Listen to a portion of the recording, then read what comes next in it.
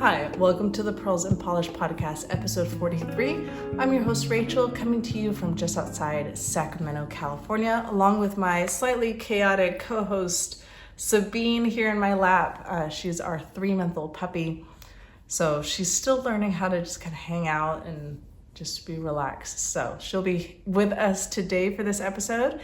If you're a new viewer, welcome. If you're a returning viewer, welcome back. This is my little corner of the internet where I talk about knitting, crochet, any of the crafts we're doing, what we're watching, what we're reading. So excited to spend a bit of time with you. I'm a little under the weather today, so we'll see how we go. But I did have some exciting stuff to share with you guys, so I didn't want to miss today's episode. So we'll just get started with finished objects. I don't have any. Sabine makes it a little hard to work on some things. I've also have some larger projects going on, so that also makes it hard to finish things. So that's okay. We're gonna go straight to whips. So we'll start with my Fight Club project. I mentioned it in last week's episode, and I'll tag it up here, or you could just go back and find it, that I'm a part of a long-term test knit project. So this designer is putting out many patterns. So there's a group of us who are working with her on doing that. So I can't talk about the project until it's been released, but I can talk about the yarn, just not what I'm using it for. So I mentioned last week that I was pulling out some of my stash that I've been saving for a long time. And I feel like most of us have that one skein that we save for that perfect project. And this was definitely it. I've had this skein for probably 4 years. That's just I needed to wait and find the perfect project. So this is the perfect project. It's by Craft Me Not, and this is called Olive Juice 143, and it's on her BFL tweed. And this is just beautiful yarn. It is a bit on the yellow side. It's also very thin. I would say this is a light fingering weight. Definitely not a true fingering. But it's 85% superwash BFL, 15% NEPs, 438 yards, 100 grams. So it's pretty great. BFL is a different type of sheep breed. So a lot of times you see merino used in yarn. So BFL is just a different type of sheep, very sturdy yarn, a little more rustic. Toothy is another way to describe it. You could just feel it more. It's not as smooth and soft like merino. But definitely a yarn I enjoy working with. This would be great for any heavy use items. So hats, socks, sweaters, they're gonna hold up really well. I did mention that this is a really thin, I don't know how well you'll be able to do that, but it is on the really thin side, which is working out fine. I am interested to see how it's gonna bloom once I'm done with this project. And knitting blooming is when you take your finished object and you put it in water, usually to wet block it. And then a lot of times the yarn will just kind of puff out with the water and then as it dries out. So I'm interested to see if this will bloom at all or not, but I think this is a great yarn and it's working really well for the project that I will share with you when I can. So, did I tickle you? Sorry. I think we're starting to relax and get into nap mode. Next is my, because there's only one item, it's my Musselburgh hat. I have been working on this. This has been my on-the-go project. So it's grown quite a bit. I put this pin in on Monday. Do you see that? No, this way. So I've put this little silver pin in on, where is it? On Monday. Today is Friday. So I've gotten a good chunk done. Ooh, and I just lost some stitches. Hold on. So I have these little needle stoppers, and I have another one, but I lost it in my car. And so I was sitting in a parking lot, so I did not want to get out of the car and try and dig through the bottom of my seat to find it. So I still need to get it. I know exactly where it is, but anyways, so this colorway is called Reflection Pool, and it's by Craft Me Not as well. This was from her Conservatory winter box from last year. And it is the most gorgeous, aqua blue teal green color. So I'm really happy with how the yarn is, how it's working up. This is definitely more of like a true fingering. It is merino, so it is a lot smoother. But yeah, this is just going really well. I have a couple more inches until I can start the hat decreases. The last three times I knit this pattern, I actually weighed my yarn ahead of time. And then I weighed how much yarn I used for the hat increases. So this top part right here. And so it took me 8 grams. So what I've done in the past is I have gone past the like suggested hat length, and I knit until I had about 9 grams left and then did the decreases, just so I could use as much of my yarn as possible. I like really floppy hats, slouchy hats, so those extra couple inches don't bother me at all. It also gives me enough room to like roll the brim if I feel like I need to. So that's how my little version of the Musselburgh is, but great pattern, very easy knit. I don't need to think about it. I can just sit and let my hands do the work and either watch TV or have a conversation or hang out with my kids. So that's been great.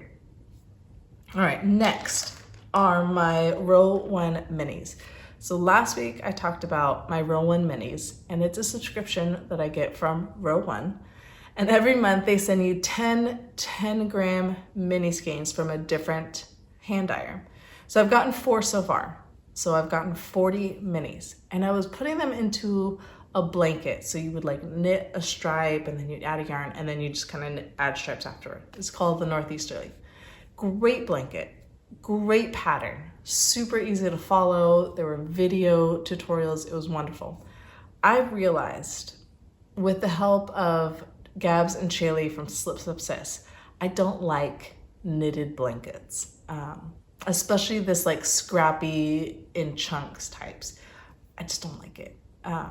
And so I decided to pull it apart because it's my project and I can do that. So instead, I am making granny squares. And here's one of them. They're actually hexagons. This is the Finley, hold on, I have the elastics. Finley Starburst Hexie blanket by Maui Krall. So I went through and I knit up all of April's RowOne Minis. There were 10 of them. I knit them up in like 3 days.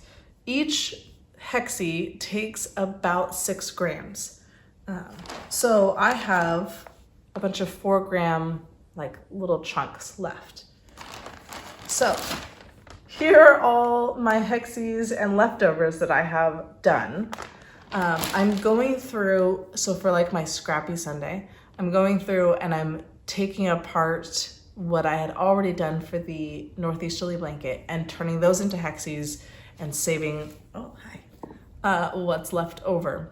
And so I was thinking like, what am I gonna do with these like leftovers? I don't wanna just hang on to them. The idea was to make like a year-long project with them.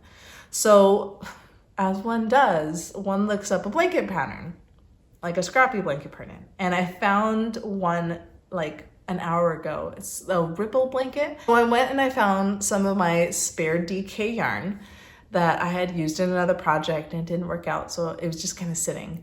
And I found an extra crochet hook. It's slightly bigger than what it calls for, but I think it'll be fine. And I started a blanket. I've only got about that much done. So it's gonna be a long-term thing. I'll probably start adding like one of these a day just to see kind of where we're at. But you know, that's what you do. You start blankets with scraps, because this is now my 3rd blanket I've started in the month of April with my scraps. So that's where we're at. My other blanket is also the Henley's Starburst Hexies, but those are just with all of my regular leftovers that I have from socks and other projects. So once I get caught up with this and the RowOnes, and the idea is to get like all the RowOne Hexies done and then add in the last 4 grams into the blanket, then I can do other things. But you know, that's just what we do. I don't know what's going on today, but I have had such a hard time recording. We'll take that pause, we'll go with it. I had to rearrange my camera and the stand, and I don't know what's going on. But puppy's asleep and all is right in the world. So one of my Q2 goals is to finish one of my forgotten object blankets. So these are blankets that I cast on within the last 5 years. So this one is the most done at this point. I started this one last September, and here it is in all its glory. Hopefully you can see that. But this is the Cozy Comfort Throw by Homespun House. And that pattern is written so that you use your 20-gram minis from like an advent. And I didn't have an advent to use, but I did have all of the leftovers from my Yarn Club for the Gods project that I did last year.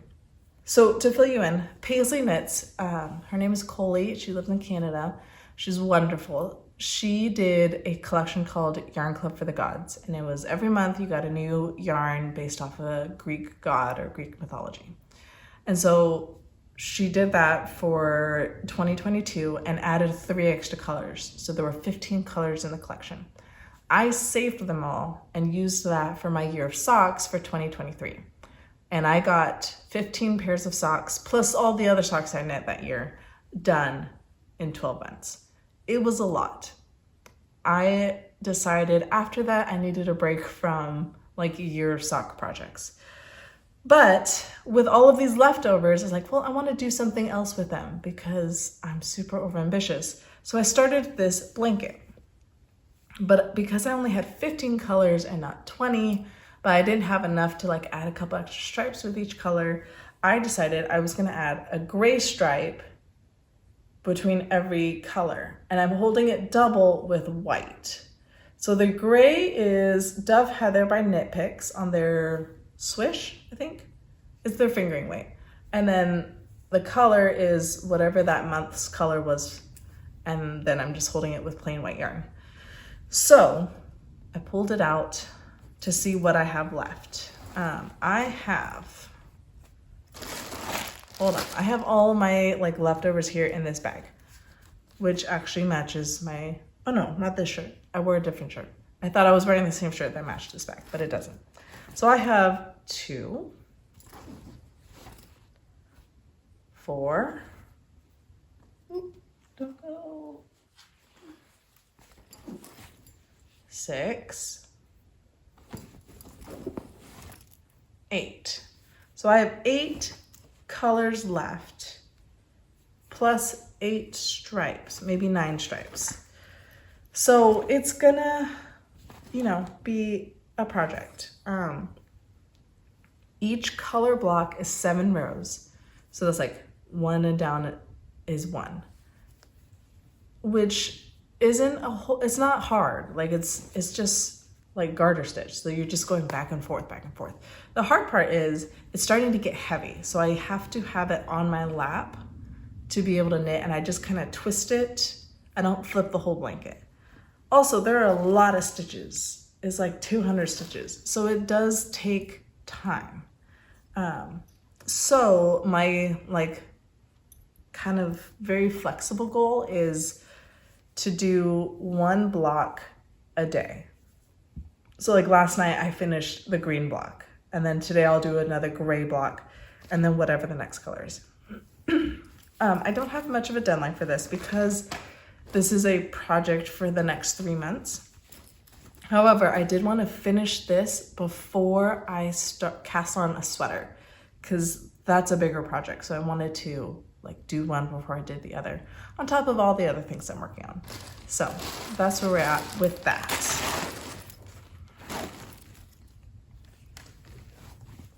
And it's just really big. So I can't like take it anywhere because it's giant, which is fine. It's gonna be great to snuggle underneath it when it's done. So there we are with that.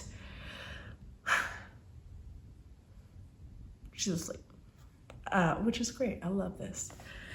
All right, what is next? Acquisitions. I did get one acquisition last week, And it came in like right after I recorded. I was like, I don't want to pull out all the stuff again and record this one little segment. So I saved it for today. So Woolberry, you guys know I really like Woolberry. I like their style. I like their business model. They always post pictures of their animals. I like their animals. But Woolberry is a husband and wife team in Colorado, along with their other teammates. And they come up with the most beautiful collections. I'm part of their collective, so it's like their yarn club. But anyways, they put out a mini series based off of Pride and Prejudice, which is one of my favorite books.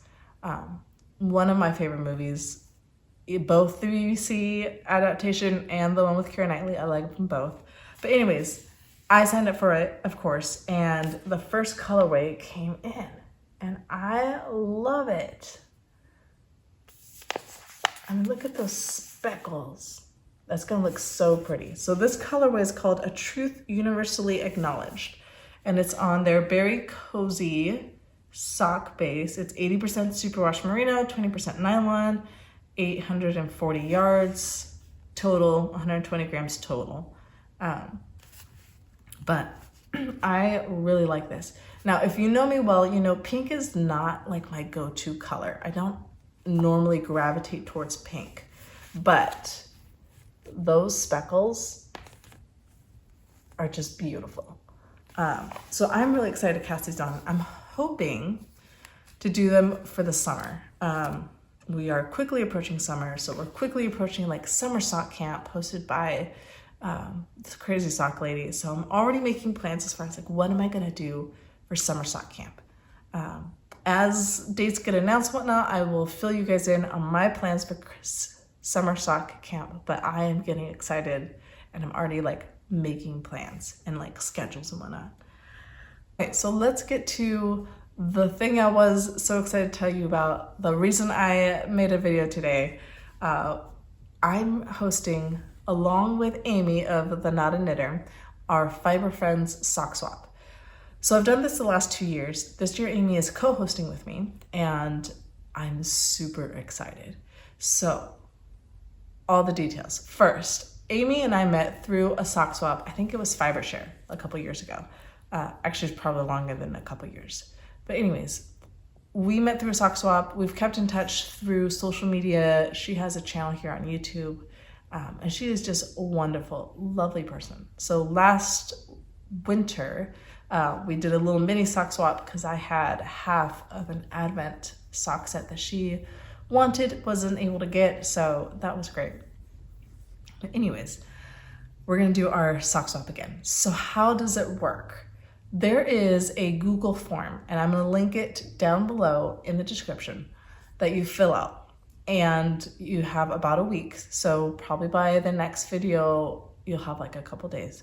But you fill out this form, and it's basically, who are you? Where can we find you as far as like Instagram, Ravelry, email, and then a bunch of questions about what you like in your yarn. Do you like superwash or not superwash? Do you like speckles or variegated or tonals? Do you like nylon? What do you just like in general? What do you munch on when you're knitting? What's your favorite drink? What are you excited for the summer?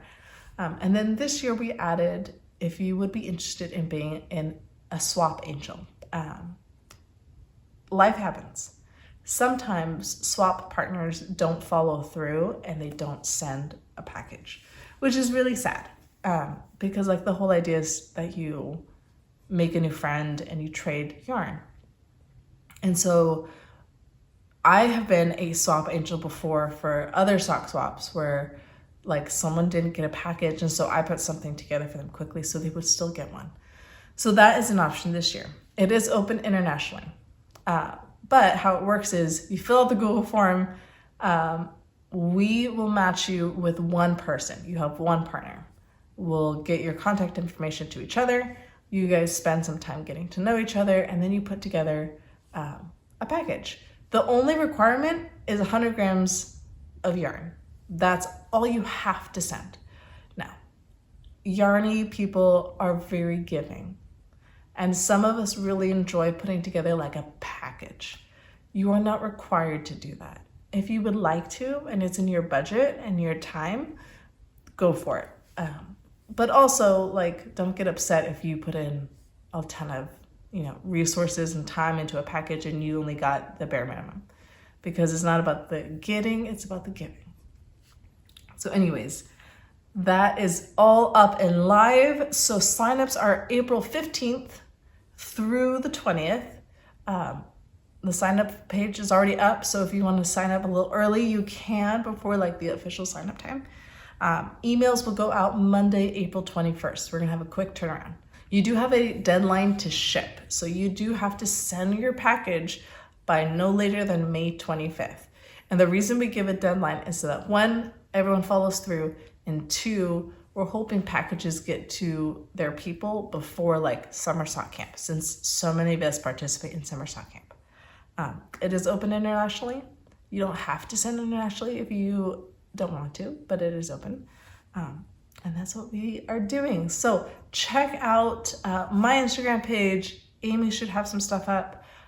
We'll have an FAQ up, but it's a ton of fun. I have met some really lovely people through sock swaps.